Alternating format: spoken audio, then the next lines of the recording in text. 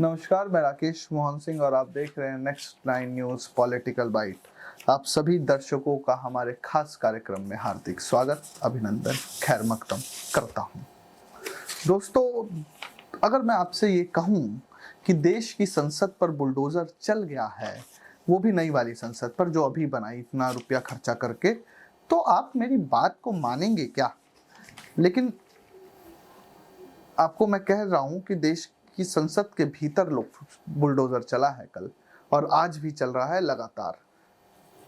खबर रिकॉर्ड किए जाने तक इस शीतकालीन सत्र में लगभग 96 सांसद राज्यसभा और लोकसभा के निलंबित हो चुके हैं। ये वर्तमान में मोदी सरकार है, ये जो भी करती है ऐतिहासिक करती है। इन्होंने सस्पेंशन के मामले में भी इतिहास रच कर रख दिया है। आप सोचिए, आज की संसद या कल जब संसद की बैठक होगी तो कैसा लगेगा। एक विपक्ष विहीन लोकतंत्र का पंचायत। क्या अमृत काल का भारत एक ऐसा लोकतंत्र चाहता था जहां पर विपक्ष हो ही ना? क्या अमृत काल का भारत एक ऐसा लोकतंत्र चाहता था जहां विपक्ष की आवाज को संवैधानिक प्रक्रियाओं के नियमों के तहत कुचल दिया जाए? क्या अमृत काल का भारत एक ऐसा विपक्ष चाहता था जहां पर जनता के का प्रतिनिधित्व करने वाले एक समूह को संसद के भीतर और सड़क तक बायकॉट कर दिया जाए? क्या ऐसा? दोस्तों, इस तरह के लोकतंत्र बहुत दिनों तक टिक नहीं पाते हैं। हमें भारत को अभी जो हाल ही में G20 हुआ, वहां पर मदर ऑफ डेमोक्रेसी हर जगह लिखा गया, लोकतंत्र की जननी। लेकिन दर्शकों, लोकतंत्र की जननी आज अपने आप को कमजोर महसूस कर रही है क्योंकि उनको सशक्त बनाने वाले उनके 96 सांसद आज सस्पेंड कर दिए गए हैं। दोस्तों, देश के भीतर ऐसा लग रहा है कि अघोषित आपातकाल लग गया है। देश की संसद में जिस तरह से उसकी सुरक्षा के साथ सेंधमारी की गई, उसके बाद आम जनता क्या, अब सांसद भी संसद में नहीं घुस पाएंगे। आप इतना अचंभित ना हो, बिल्कुल ठीक कह रहे हैं। जैसा कि मैंने अभी बताया, 96 सांसद लोकसभा से सस्पेंड कर दिए गए हैं। तो और मांग क्या थी विपक्षी सांसदों की? कि देश के गृह मंत्री आकर अपना आधिकारिक बयान दे दे कि आखिर इस देश की संसद की सुरक्षा में इतनी बड़ी सेंधमारी कैसे हो गई। दर्शकों, संसद को आप एक इमारत की तरह मत देखिए, आप संसद को 140 करोड़ लोगों के प्रतिनिधित्व मंडल की तरह, प्रतिनिधित्व हाउस की तरह देखिए। रिप्रेजेंटेटिव हाउस है वो 140 करोड़ लोगों की। देश में सोशल कॉन्ट्रैक्ट के तहत हम अपने वोट की ताकत से उन्हें चुने हुए नेताओं को, जो संसद में, उन्हें ये शक्ति देते हैं कि वह हमारी बेहतरी के लिए निर्णय ले सके। तो आप संसद को एक इमारत के तौर पर मत देखिए। लेकिन क्या होता है, संसद में युवा घुसते हैं, सुरक्षा में सेंधमारी होती है और वो पास किसका होता है? मैसूर के भाजपा सांसद की चिट्ठी पर वो पास इशू किया जाता है सचिवालय की तरफ से। लेकिन कार्यवाही किस पर हो रही है? कार्यवाही विपक्षी सांसदों पर हो रही है। मांग क्या है? मांग बस इतनी थी कि गृह मंत्री अमित शाह आकर अपना बयान दे दे, लेकिन ऐसा संसद कार्य मंत्री करना नहीं चाह रहे। बस वह सरकार की तरफ से प्रस्ताव पेश कर देते हैं। देखिए दर्शकों, ये बात हमें समझनी होगी।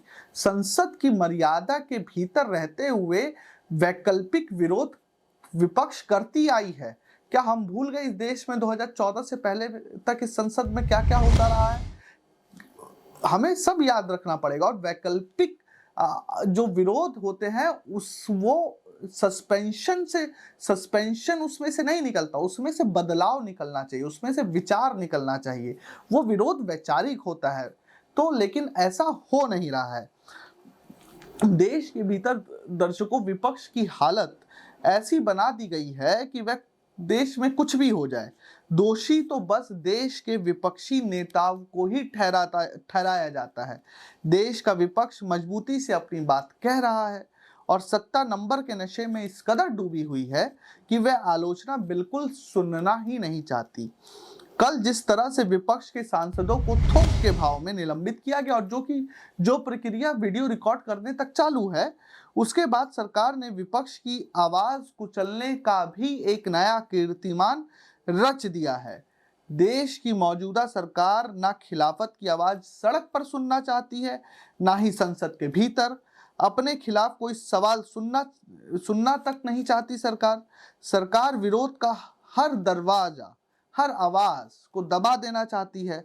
सरकार को शायद ये गलत फहमी हो गई है कि वह नंबर के दम पर देश की आजाद आवाज को दबा देगी, लेकिन दोस्तों सत्ता हमेशा ये भूल जाती है कि लोकतंत्र के भीतर आप जितना आवाज को दबाएंगे, विरोध के स्वर उतने ही मजबूत होंगे।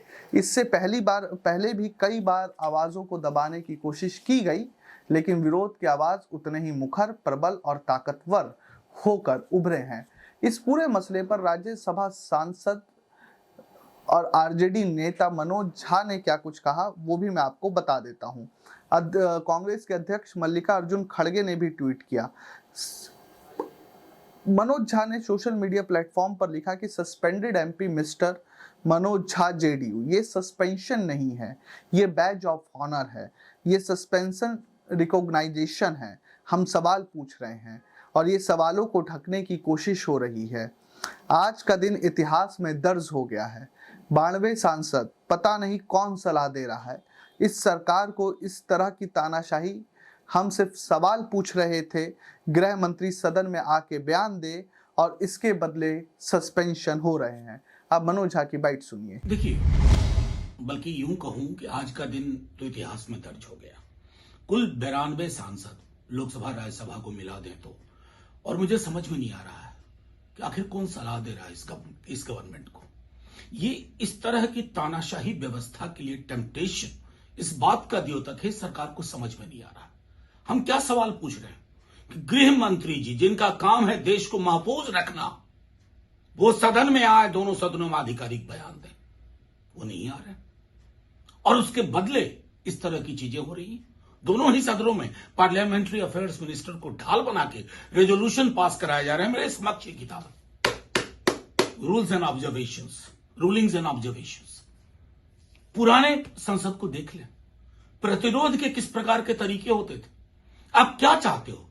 संसद का एक ऐसे इको चेंबर में तब्दील किया जाए जहां सिर्फ आपकी जय जयकारे के अलावा कुछ ना हो, लोगों की बात ना किया जाए, राष्ट्र की सुरक्षा पर बात ना हो, सवाल काट देते हो आप। ये उम्मीद थी हमारी संसद से। इसलिए मैं कह रहा हूं, हम में से हर व्यक्ति बैज ऑफ ऑनर की तरह ले रहा। ये सस्पेंशन नहीं है, ये रिकॉग्निशन है कि हम सवाल पूछना चाह रहे हैं, सबसे बड़े लोगों से सवाल पूछना जा रहे हैं और उनको ढकने की पूरी कोशिश हो रही है। ढक नहीं पाओगे। क्या चाहते हो? विपक्ष मुक्त संसद और प्रतिरोध मुक्त सड़क, दोनों में से कुछ हासिल नहीं होगा। सबको सन्मति दे भगवान। तो सुना आप लोगों ने। वहीं राज्यसभा में नेता प्रतिपक्ष मल्लिकार्जुन खड़गे ने सोशल मीडिया एक्स पर लिखा कि 13 दिसंबर 2023 को संसद पर एक हमला हुआ। आज फिर मोदी सरकार ने संसद पर और लोकतंत्र पर हमला किया। तानाशाही मोदी सरकार द्वारा अभी तक 92 विपक्षी सांसदों को निलंबित कर सभी लोकतांत्रिक प्रक्रियाओं और प्रणालियों को कूड़ेदान में फेंक दिया गया है। हमारी दो सरल सहज मांगे हैं। केंद्रीय गृह मंत्री की संसद की सुरक्षा में गंभीर उल्लंघन पर संसद के दोनों सदनों में बयान देना चाहिए। इस पर विस्तृत चर्चा होनी चाहिए। ये छोटी सी मांग विपक्ष की तरफ से की गई, लेकिन शायद सत्ता पक्ष को ये मांग भी पसंद नहीं आई। आप दर्शकों का क्या सोचना है विपक्षी सांसदों के निलंबन पर, हमें जरूर लिख भेजें। देश और दुनिया की तमाम खबरों के लिए देखते रहिए नेक्स्ट 9 न्यूज़ पॉलिटिकल बाइट। धन्यवाद।